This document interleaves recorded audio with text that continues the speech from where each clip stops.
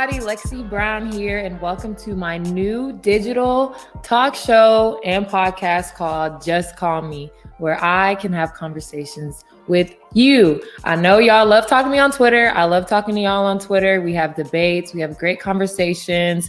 I talk to trolls. I talk to regular people. I talk to my friends. Now we can do all of that in one place online, and I'm really excited about it. So moving forward, I'm going to be talking about all things sports and culture. It's going to be fun. I'm going to have guests on here. I'm going to have my friends on here. Any type of person and conversations you guys want to have, just let me know, and I'm going to make it happen for y'all because I want to talk about all things. And the best part about it is y'all cannot hide behind your Twitter fingers anymore. If y'all got something to say, call me up. I'm right here. Catch me outside. How about that? So I'm really excited about this. It's going to be a really, really good time. We're going to be doing this once a week. So I'm going to keep y'all updated to everything that's going on in the world. So where we're going to start is sad note, I know, but what is going on in the Asian community in the United States. Unfortunately, there was an attack in Atlanta, Georgia, that left 8 people dead, 6 of them Asian women. That's a terrorist attack to me if I've ever seen one. My heart and prayers go out to the Asian community in the United States. You have me as an ally. I know the Black community can be an ally. If we know anything about being targeted because of the way we look, we know it all. We're here for you guys. We stand with you guys. Anybody that ever needs anything, needs to talk, needs to feel safe, anything, you have us, you can reach out. I'm already on Twitter going to bat for y'all. What's happening is not okay. It's white supremacy, it's racism, and it needs to end. Speaking of racism and sports, which is something that has come up a lot in the last few years, I think, was in Norman, Oklahoma, actually. So last week, the Norman High School basketball team, the girls team, were playing in a playoff game.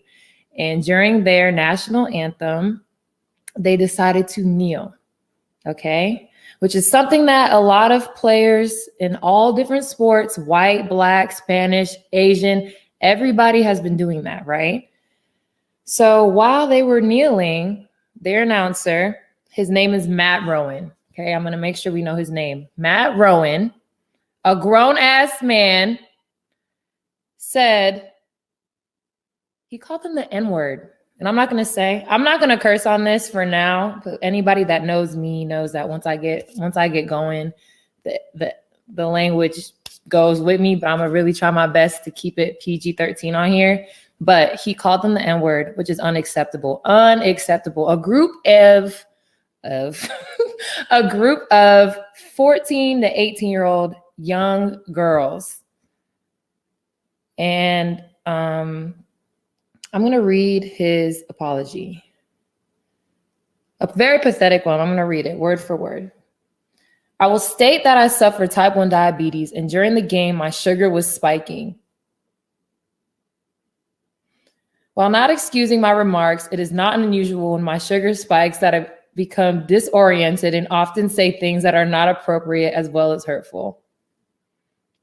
I do not believe that I would have made such horrible statements absent my sugar spiking. Now, sir, what we're not going to do is blame diabetes for your racism. What I can't stand about these types of apologies is they always blame something else. They blame their ignorance. They blame their health. They blame their mental health. They blame all these things instead of just saying what they really are. And, they might not be full blown 100% KKK racist, but they have some type of deep rooted dislike and hatred for people that don't look like them. And until people start addressing that about themselves, then there's not going to be anything improved. And the fact that they allowed that man to blame his diabetes is hilarious to me.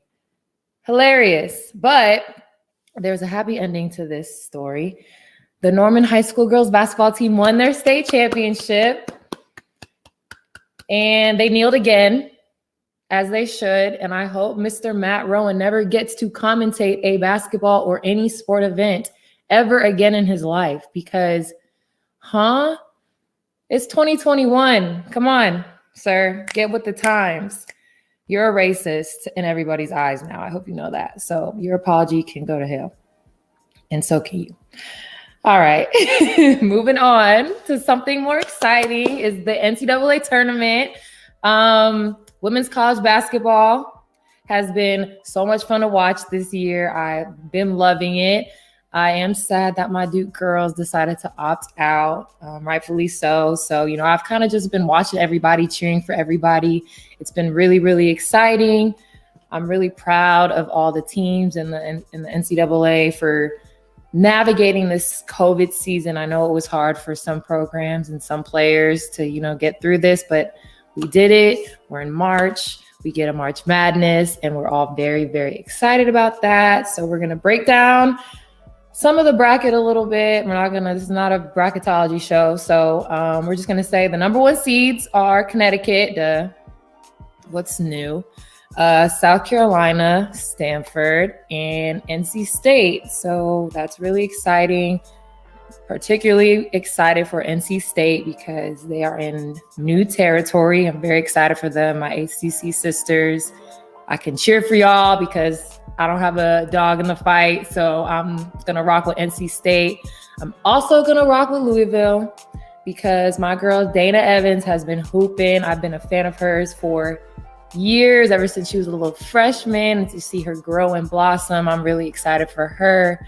I think the tournament is wide open, and I think we're going to see a lot of upsets in the first and second rounds because they are in one central location. So, if you don't know, in the women's tournament, the first and second rounds are played at the top 16 seeds home court. And because of COVID, we don't have that, which I don't think we should have that anyway. It'll make the tournament way more fun. So hopefully they can look into that in the future. But you're taking home court advantage away from everybody. So I'm excited to see some upsets and of some 1 seeds, some 2 seeds, 3. You know what, everybody, I see more upsets happening this season than we have ever seen before. So I'm so excited for this weekend to start. Let's see. The bubble. Have fun, ladies. I know what that's like. You'll get through it. Trust me. It'll be okay. You'll be fine. You'll be fine. I will say that one specific player I'm very, very excited to see is Iowa guard Caitlin Clark. She is a 6-foot point guard. She's averaging 26.7 points a game, 6.8 assists, and 6 rebounds. She goes to Iowa, and she has not been getting any recognition for how she's been playing. And I know that's not what it's about. I get that. But the numbers she's putting up, she should be on ESPN every single day. And this weekend, she finally will. I looked at the bracket.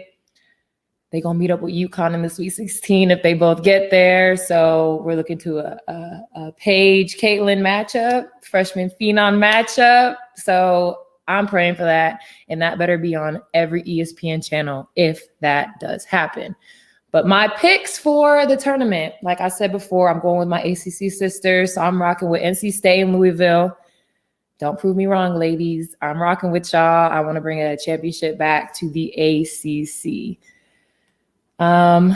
Sticking to a basketball topic, I wasn't going to talk about him today. I was going to save this conversation for another show, but the way this man Damian Lillard played last night, I had to bring him up. I had to bring him up. Y'all know I am the biggest Damian Lillard fan. And y'all have known that. If y'all have been following me, y'all have known that I've been his number one fan for years and years. And I think he is so underrated, so underappreciated.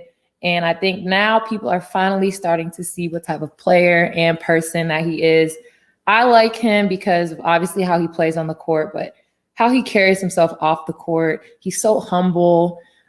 Such a hardworking player. Literally the definition of got it out the mud. Like, I love everything that he stands for. So last night, he scored 50 points in a comeback win against the Pelicans. He had 50 points, like I said, on 13 of 20 field goals.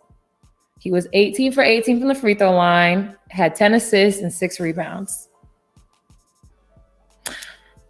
This man is top 5 in the league right now. Top 5. I will argue with anybody about this. Top 5. He's been top 5.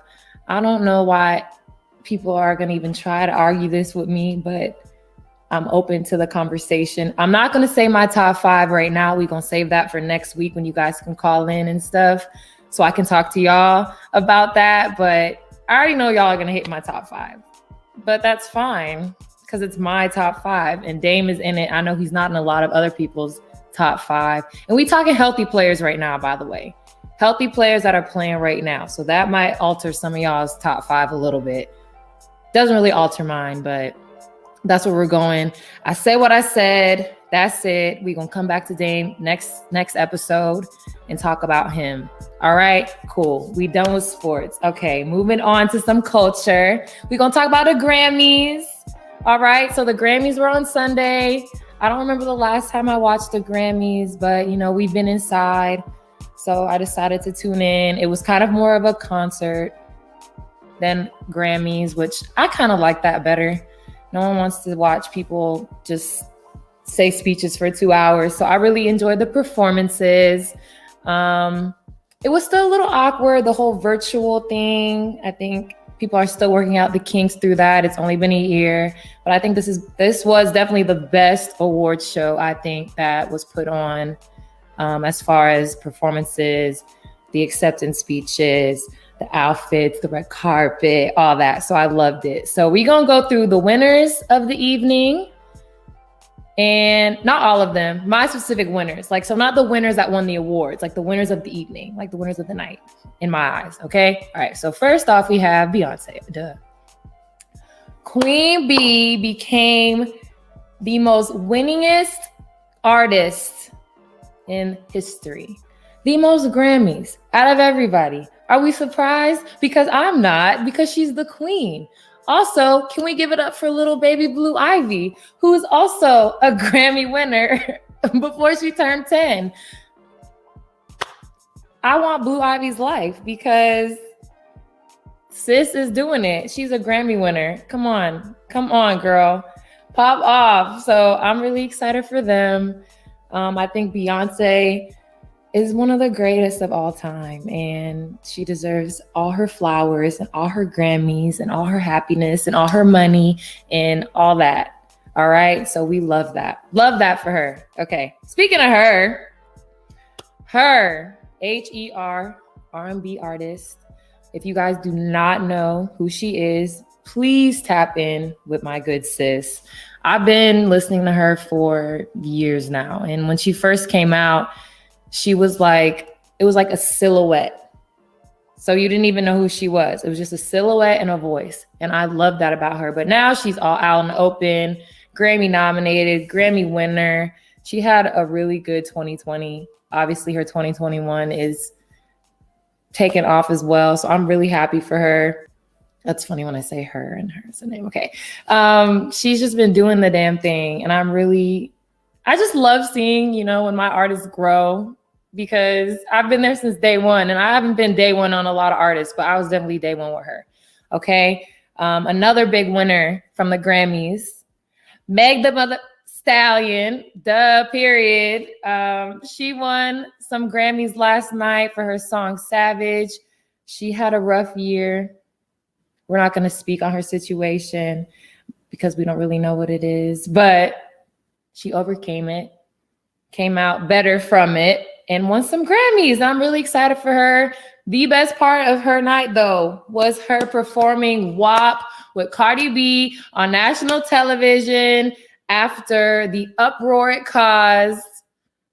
Pretty much everybody, but the politicians and stuff that had a lot to say about the song, that made me laugh the most. But the fact that the Grammys allowed them to perform it nationally on television was just the irony of it all. We love that. So shout out to Meg, shout out to Cardi B for WAP. I love that song. I love the dance on TikTok. I mean, it's a bop. It's a bop. Like, dirty version, clean version, it's a bop, and we can't do nothing about it. Another performance I really enjoyed was Lil Baby's performance, and it was very powerful. It spoke against police brutality. I think he should have won some Grammys, but that's not new. You know, people getting snubbed. He didn't get snubbed because he got nominated, but he definitely should have won.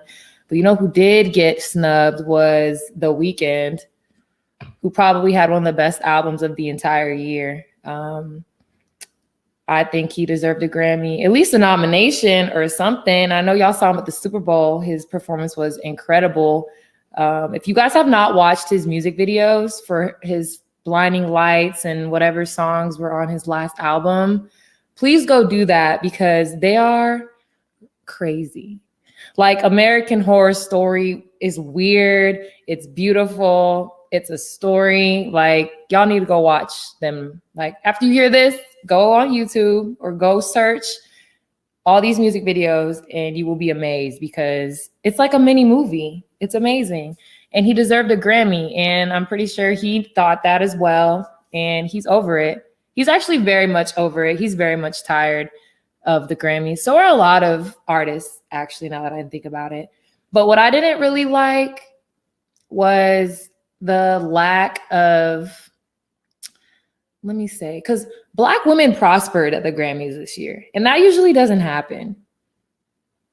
Like, we know this. So the lack of support and celebration for our Black queens that won the Grammys from our Black kings was a little disappointing in my eyes.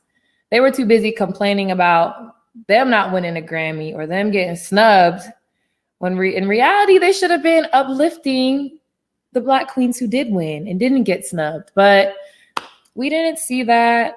Are we surprised? No. Disappointed?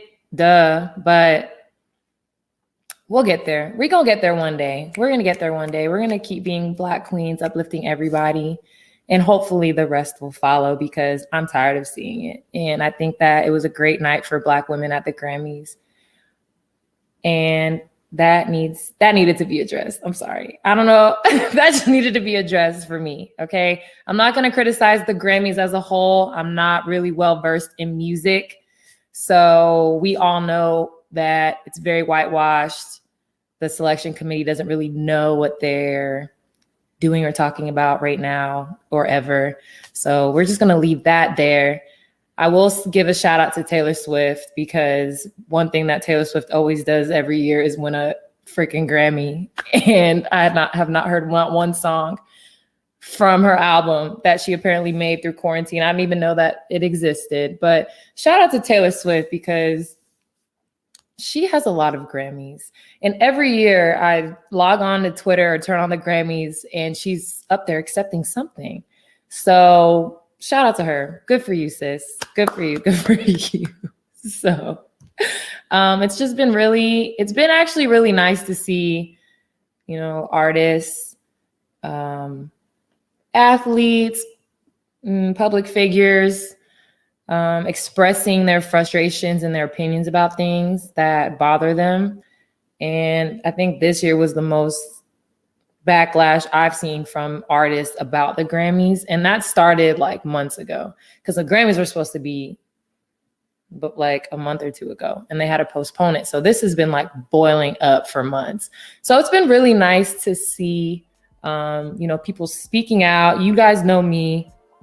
I speak out about everything, almost everything. When something's bothering me, I usually address it.